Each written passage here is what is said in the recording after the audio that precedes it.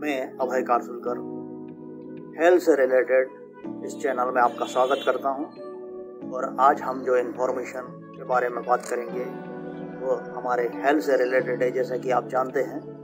और हम जो टॉपिक पर बात करने वाले हैं वो टॉपिक है ओबेसिटी, यानी मोटापा। हमारे शरीर का जो मोटापा है वो हम किस तरह से कम कर सकते हैं, हमारे शरीर की जो चर्बी है उसको हम किस तरह से कम कर सकते हैं, उसको किस तरह से घटा सकते हैं, या वो चर्बी का जो अनुपात है, जो मास बैलेंस है वो बराबर है कि नहीं, इसके बारे में हम बात करेंगे। तो आइए शुरू करते हैं हेल्थ से रिलेटेड इस अच्छे टॉपिक पर। तो दोस्तों, हम बात कर रहे थे मोटापे के बारे में, यानी कि ओबेसिटी। यह वह स्थिति है जब शरीर में वसा बहुत अधिक हो जाता है और मनुष्य एक बेडोल तरीके से लगने लगता है। बेसिकली जो ओबेसिटी है, मोटापा है, वो एक यूनिट के तहत नापा जाता है जिसको BMI यानी बॉडी मास इंडेक्स कहते हैं। बॉडी मास इंडेक्स को चेक करने के लिए इंसान का वजन और उसकी लंबाई का अनुपात निकाला जाता है। इन जनरली अगर हम देखते हैं तो 25 से लेके 30 किलोग्राम प्रति मीटर स्क्वायर के बीच में अगर किसी का मोटापा, मतलब कि जो भार, मतलब मनुष्य का जो वेट है और उसका लंबाई का अनुपात जो है वो 25 से लेके 30 किलोग्राम मीटर के बीच में होता है, तो उसको सामान्य मोटापे के अंतर्गत लिया जाता है। किंतु अगर यह 30 किलोग्राम प्रति मीटर से अधिक होता है तो इसको ओबेसिटी या मोटापा की प्रॉब्लम या उस तरह की बीमारी बोला जाता है। तो दोस्तों, आप जैसे कि जानते ही हैं कि मोटापा एक रोग हो सकता है और इसको ओबेसिटी नाम दिया जाता है, और इसके वजह से काफ़ी सारी बीमारियां होने के चांसेस होते हैं, जैसे कि हृदय रोग, शुगर की प्रॉब्लम्स भी होती है। कुछ लोग सोने के समय घुर्राटे भी लेते हैं, श्वास लेने में कठिनाई होती है, और कुछ प्रकार का कैंसर होने की और अस्थि संधि विकार होने की, मांसपेशियां, कमर दर्द, हाथ पांव दर्द की भी समस्या होती है।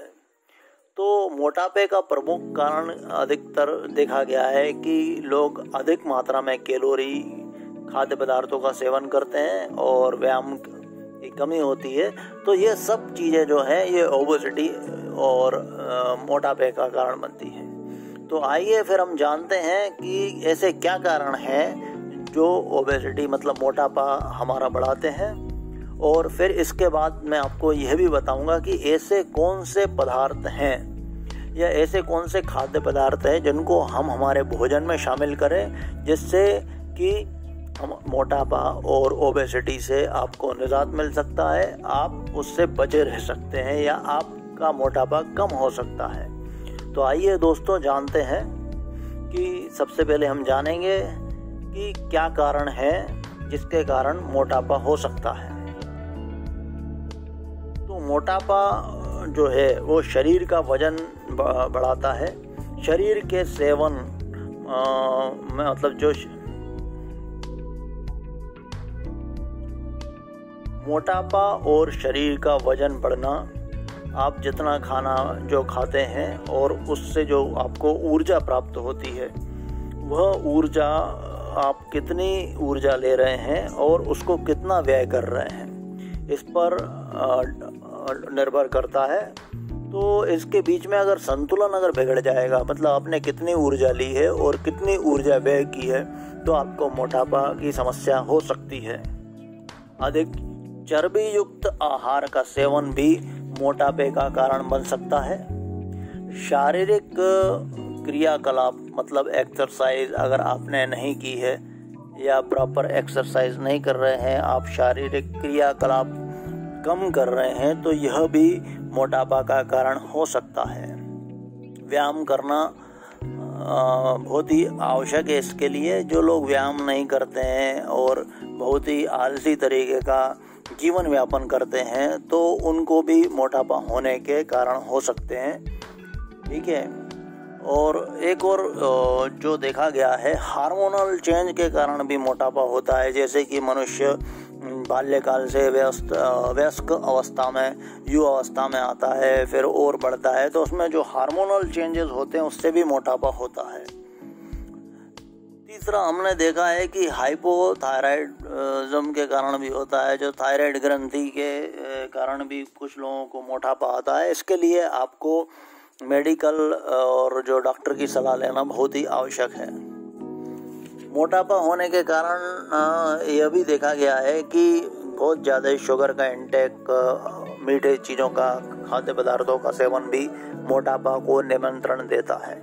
तो दोस्तों ये कारण है। कुछ कारण ऐसे भी हो सकते हैं जो हेरिडिटरी है, मतलब आपके अनुवांशिकी होने के भी कारण होते हैं मोटापे पे। अगर एक मेडिकल रिपोर्ट से यह मालूम हुआ है कि यह बहुत ही कम संख्या में लोग मोटे पाए गए हैं जो कि अनुवांशिकी हुए। तो ये सब कारण है जिसके कारण मोटापा हो सकता है। तो अब मैं आपको बताता हूँ कि अपने भोज्य पदार्थ में ऐसे कौन से पदार्थ शामिल करें जिससे कि आपको मोटापे से निजात मिल सकता है, आपका वजन कम हो सकता है, वेट लॉस में आपको बहुत ही मदद मिलेगी। सबसे पहले इसके पहले मैं आपको ये बता देना चाहता हूँ कि जो लोग ये सोचते हैं कि हम कम खाना खाएंगे या स्किप करेंगे खाना, तो यह बहुत ही गलत सोच है।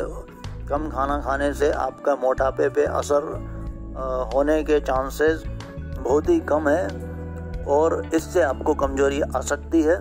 तो आप खाना जो है वो खाएं, समय से खाएं, नाश्ता करें, तो ये बहुत ही इम्पोर्टेंट है।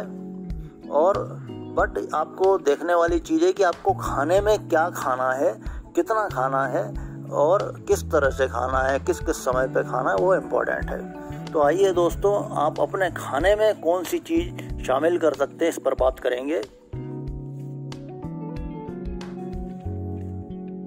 हरी सब्जियां, जिसमें पालक बहुत ही अच्छा सोर्स है, फूल गोभी, आलू उबला हुआ, ठीक है। दालें आप ले सकते हैं जैसे कि मटर, राजमा, खड़ा मूंग, छिलके वाली दाल, मूंग दाल, मसूर दाल, ठीक, ये बहुत ही इम्पोर्टेंट है। इसके साथ आप ले सकते हैं अखरोट, बादाम, पिस्ता, चना उबला हुआ, मटर, जो खरबूज के और तरबूज के बीजे होते हैं, पम्पकिन सीड्स, वो भी ले सकते हैं। सेवइयाँ का सेवन आप कर सकते हैं। सबसे इम्पोर्टेंट अगर आप देखेंगे तो वो है सूप, टमाटर का सूप आप ले सकते हैं। यह बहुत ही फ़ायदेमंद है। इसमें आप काली मिर्च और नींबू या फिर सेंधा नमक भी मिला सकते हैं। केला बहुत ही अच्छा सोर्स है जो कि आपको सभी तरीके के विटामिन पदार्थ जो भी आपके डाइट में चाहिए वो मिल सकते हैं इसमें। खट्टे फ्रूट जो है, खट्टे फल आप अपने इसमें शामिल कर सकते हैं डाइट में, जैसे कि संतरा, नींबू, मौसम्बी, ये सब चीज़ें आप ले सकते हैं। और प्याज भी आपके लिए फ़ायदेमंद रहेगी, चुकंदर हुआ, ठीक है। पुदीना भी आपकी डाइट में शामिल कर सकते हैं। तो मोटापे से काफ़ी सारे शारीरिक नुकसान होते हैं, शरीर में काफ़ी सारे प्रॉब्लम्स आना शुरू होते हैं। शुगर, डायबिटीज़ जो है मोटापे वाले लोगों को बहुत परेशान करता है, ठीक है। कैंसर होने के चांसेस भी बढ़ जाते हैं, थकान बढ़ती है, ब्लड प्रेशर बढ़ता है। और सबसे इम्पोर्टेंट बात यह है कि मोटापा बढ़ने से हमारे शरीर के जो हिस्से में है रक्त पहुंचने में बहुत दिक्कत होती है, जिससे हमारा हार्ट को बहुत तकलीफ होती है।